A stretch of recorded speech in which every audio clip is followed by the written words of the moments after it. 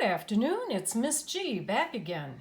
Today I would like to start to read the legend of the great hero named Beowulf.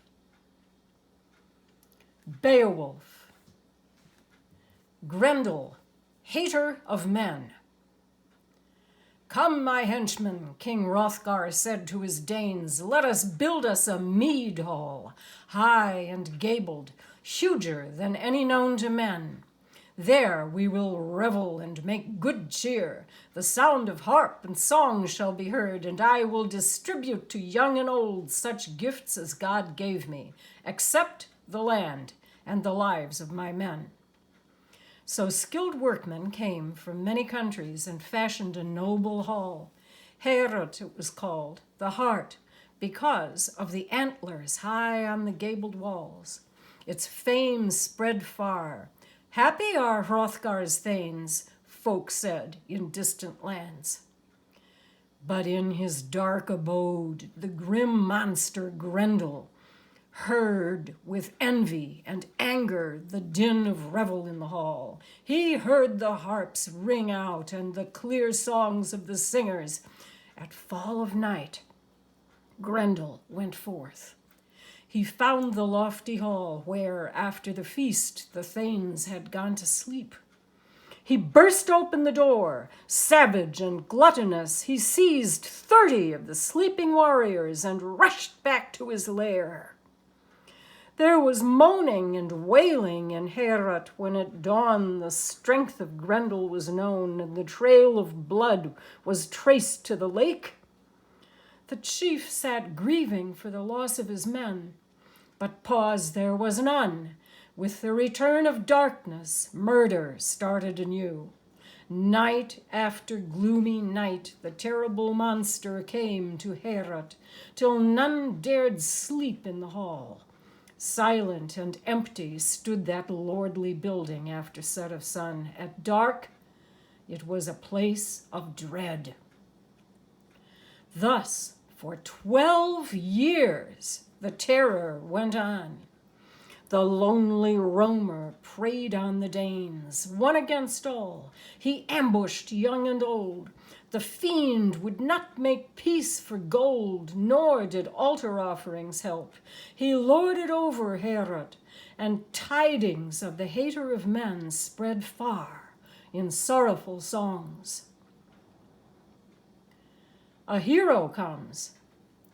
In Sweden, in the land of the Geats, stalwart young Beowulf heard of the murderous doings of Grendel, and he said to Hygelac, his uncle and lord, our good friend Hrothgar is desperate for men. I will go over the water and seek that battle king and slay the slaughtering monster that brings him sorrow. I pray you, Hygelac answered, do not go. Let the Danes settle their feud with Grendel themselves. I have no faith in this far sea venture. But Beowulf had a vessel fitted and furnished, and gathered about him the keenest of warriors.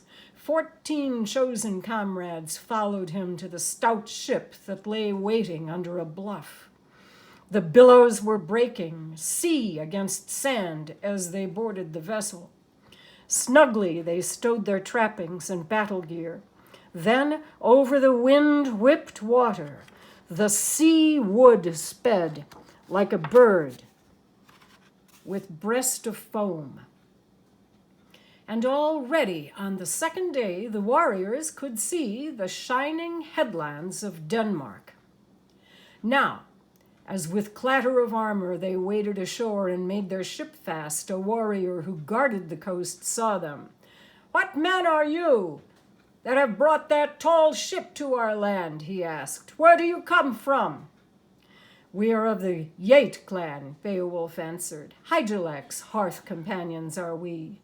We have heard of the murdering monster that comes on gloomy nights to show his rage. We would bring help to Hrothgar, your lord. March then with your weapons, the way I will show you. I judge you are loyal, the guard said, and I will bid my men watch your ships till the survivors return. Joyful was Hrothgar, sitting on his high seat in the timbered hall when Beowulf's band was brought before him. Hope stirred again in the old king's breast. He had heard of Beowulf's prowess, had heard that he had the strength of 30 men in his grip. "Hail, Hrothgar," Beowulf said. "Hygelac's kinsman am I. Word of Grendel's deeds has reached the Yates, and I have come to destroy the murdering monster. One boon I ask of you, though, and do not refuse it, now I have come so far, that I alone, with this hardy band, may sweep Heorot clean of him. Grendel, I hear, has no respect for weapons, so I will neither bear sword nor shield, but with my grip alone shall face the fiend. We will fight for life, body against body. If he wins, he is sure to eat my Yatish band here in this gilded hall, as often before he has devoured your noblest warriors. Nor will you have to bury me either, for he will carry me off, covered with blood." "Beowulf, my friend," the old king replied, "it's hard for me to speak of what Grendel's hate has done in Heorot. My warriors grow few. In times past, many of them boasted over the ale cup that they would await Grendel's attack here in the mead hall. When daylight came, the benches were drenched with blood, and I had so many heroes the less. But sit down to the banquet now, valiant Yate, and speak what words your heart shall bid." So they drank, Danes and Yates together, and boasted of prowess one and another. Then high-born Wealhtheow came forward, Hrothgar's queen, all bright with gold. Mindful of courtesy, she brought a cup of mead to the noble guest. Beowulf drained it. "When my warriors and I set out on the ocean," he said, "this was my thought. I would accomplish your people's desire, or be destroyed in the grip of the fiend. I will do this deed, or end my life here in this mead hall." At set of sun, Hrothgar rose to leave the hall, and all the warriors followed. "Never before did I entrust this noble Dane hall to a stranger," the king said. "Guard it, Beowulf. Keep it. Watch for the foe. And if you come out of this battle alive, nothing you desire will be lacking to you." Battle in the dark. Darkness fell quickly. The Yates lay down on the hall beds. There was not one who thought he would ever again see his homeland and folk. Yet all soon slept. Only the leader, wakeful and bold, awaited the battle. Then, from the misty swampland, Grendel came. Under the dismal sky, he stalked straight to Heorot. He struck open the iron-bolted portal and burst raging into the hall. His eyes gleamed like flame. He saw the hero band clustered asleep, and his heart laughed. Ha ha, that so lusty a banquet awaited his hunger. At once, the monster seized the nearest warrior and tore him fiercely asunder. He bit through the bones. He gulped the streaming blood. Greedily, he swallowed the body piece by piece, devouring all, even the feet and hands. Then he moved on to the next. With fiendish claw, he grasped the hero. But Beowulf, eagerly waiting, clutched the monster boldly in return. Such a hand grip Grendel had never felt before. His courage fled. He yearned for his lair, but up bounded Beowulf, mindful of his boast, and fiercely grasped his foe. The fiend's fingers cracked, his grip unloosened. He made off toward the door, but Beowulf followed close. Then din filled the mead hall. Benches tumbled, ale was spilt. The house resounded while the grim foes wrestled. Grendel shrieked and groaned. A wonder it was that the hall stood firm. The thanes had leaped from their beds, and now many a one brandished his blade to shield his lord's life, not knowing that the keenest of swords could do no harm to Grendel. By his spells he was safe from the iron's edge. Yet he who had done so many murders soon found that his body frame failed him now. A monstrous wound showed on his shoulder, the tendons ripped, the bone frame burst. The fiend knew well that the wound was mortal. With a hideous cry, he tore himself out of the hero's grasp and fled to his den. Beowulf did not try to follow. What need? In his hand was proof that he had made good his boast.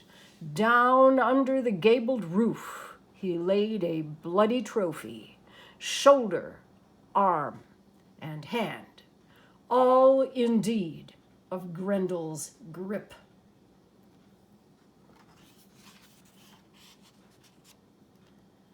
After the battle, glory. When morning came, warriors from near and far gathered to view the wonder. Some eagerly traced to the lair the weary-hearted footsteps of Grendel. Death-marked, he had fled to the lake. That was easy to see from the waters, how they seethed and boiled with his hot blood. From that merry journey the clansmen raced home, shouting aloud their praise. None is more valiant than Beowulf, from sea to sea, from north to south. No man under the arching heavens is more worthy to rule. The morning sun was climbing high when they returned to the hall. The king himself with his retinue had come out to gaze at the trophy, and with him the queen and her maidens. They stood by the steps, staring upward, wonderstruck. From the steep roof above, Grendel's hideous hand hung down. "Let thanks be given to Almighty God for this sight," the king exclaimed. "How many sorrows I have endured from Grendel. I had lost hope that the fiend would be stopped, but now this hero, with God's help, has done what all of us could not do. Beowulf, best of warriors, I shall love you as my own son. You shall never lack wealth as long as I have it." All warm with the praise, Beowulf answered, "We fought this fight most willingly. I wish, though, you might gaze rather at the fiend's body itself. I meant to bind him down so that he should breathe his last in my hand, but his body slipped away." All looked on the iron claws of Grendel and could not look away. Afterwards, throngs of men and women hastened to cleanse the hall and deck it for feasting. Gold-work tapestries were hung on the walls, and when all was ready, the king went to the hall. Then Hrothgar gave costly gifts to the hero: a gold-woven battle flag, a breastplate and helmet richly adorned, and a splendid sword. Next, 8 swift horses with gold inlaid head trappings were led into the hall, among them the king's own battle mount with jeweled saddle. "I wish you joy, dearest Beowulf, of these steeds and their trappings," Hrothgar said. Nor did he forget the hero band. To each of the companions who had followed Beowulf over the sea, he gave a costly gift. And for him whom Grendel had murdered, the king bade recompense to be paid in gold. Afterward, the harp was plucked, and Hrothgar's glee man sang a hero lay. Cupbearers drew wine from the great vats. Glad voices sounded along the ale benches, and laughter rang out. It was the best of feasts. That night, another lodging was prepared for the Yeats, and the hall was guarded, as once it had been, by a troop of Danish warriors. They cleared the benches and spread beds and bolsters. At their heads they set their shields, their armor, and weapons. Ever ready for battle were these thanes. Whether at home or raiding the coasts, They were prepared to defend their king. They were excellent men. That'll be the end of the reading for today. I wanted you to know that no one knows who wrote this. It was written as a long poem, sometime during the end of the 800s, that would be in the 9th century. And it's been famous for many years, ever since. And I hope that you're enjoying it. Have a good afternoon. I'll look forward to the next time. Bye.